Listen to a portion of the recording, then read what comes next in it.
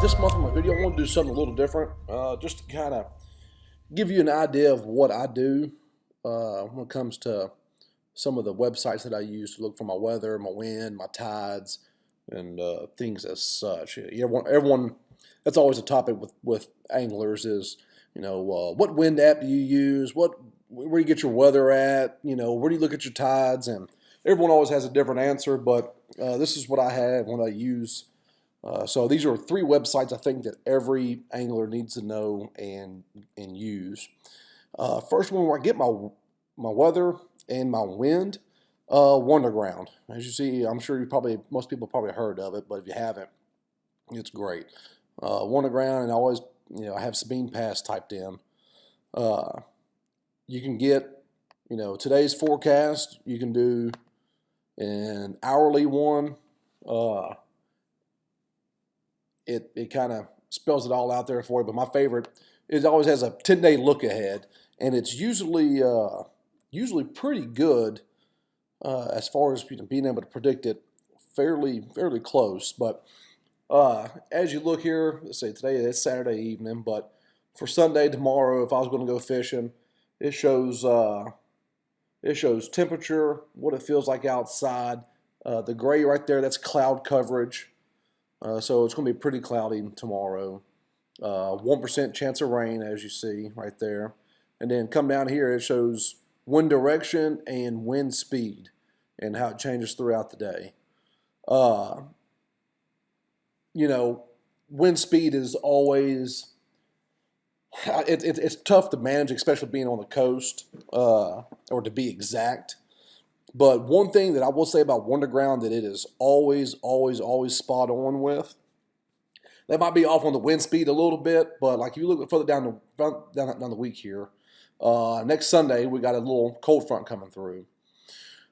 Right here at as you look up top, it shows the time right there. So 11 p.m. 12. It's going to be out of the southwest, and then coming out the west southwest.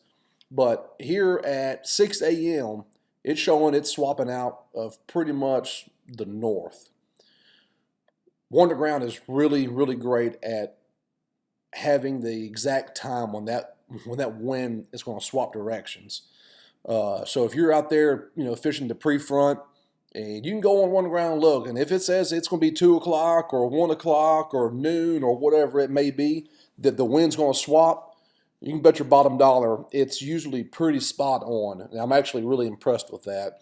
But it's something to definitely pay attention to, especially this time of the year, with these strong cold fronts coming through and strong north wind blowing across the lake, and they can really put yourself in a bind being out there at the wrong time.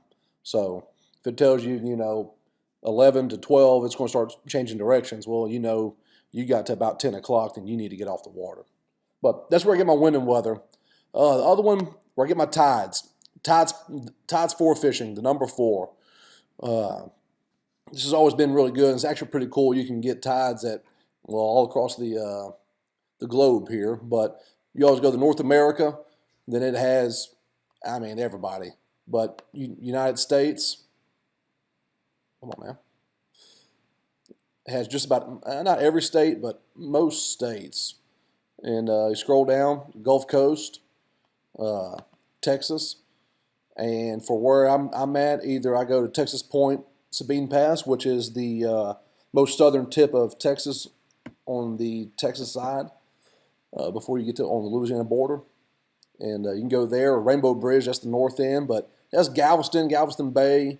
Man, it has just, a list of places to get your ties and stuff at, But you can click on it and it'll go through. You got a little window here. You can always go forward in the future, and let's see what it's going to look like next Wednesday in Sabine Pass. And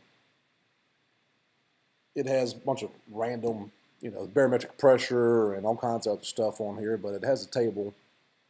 As soon as it'll load up, here it is. Shows what the height is, how much it's going to be falling. So it's going to be a real slack tide come Wednesday. But favorite thing is, too, it also shows how many fish days it's going to be, about what time. And I will say it is pretty accurate. So, but that's where I get my tides at. It's a great little website. I highly recommend it. Other one every angler should know and absolutely use, Google Maps. Man, you can do. I gotta reload. Uh, I've been using it all week, looking at different stuff. But Google Maps, man, you can go anywhere, find new spots to fish. Uh, just there's always little things that you might miss, when you're looking at new spots or even some of the spots in your own area, But Google Maps is a great, great help. I've learned a lot from it. Uh, I keep it pulled up at all times on my computer. I spend hours and hours just looking at Google Maps and places to go fish and things to go just to go explore and do. I mean, if you've never used it, I highly recommend doing it and to check it out and get familiar with it and try to learn some new things on it. But yeah, that's it though. That's three websites I think every angler needs to know how to use and do. But hey, it's a new year. Y'all stay warm, stay safe out there. Y'all go enjoy life and catch some fish. Thank you.